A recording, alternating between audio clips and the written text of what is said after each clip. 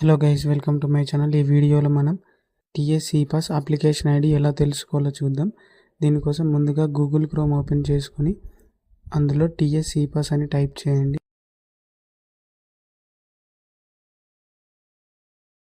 ఈ వెబ్సైట్ని ఓపెన్ చేస్తే ఇక్కడ చూడండి, నో యువర్ అప్లికేషన్ పైన క్లిక్ చేయండి. తర్వాత అకాడమిక్ ఇయర్ సెలెక్ట్ చేసుకోండి. SSC hall ticket number enter చేయండి.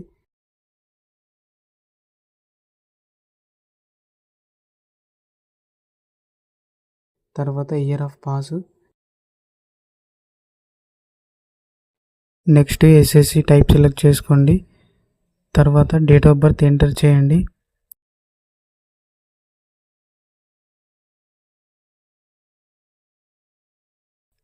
ఇక్కడ కింద సర్చ్ పైన క్లిక్ చేయండి.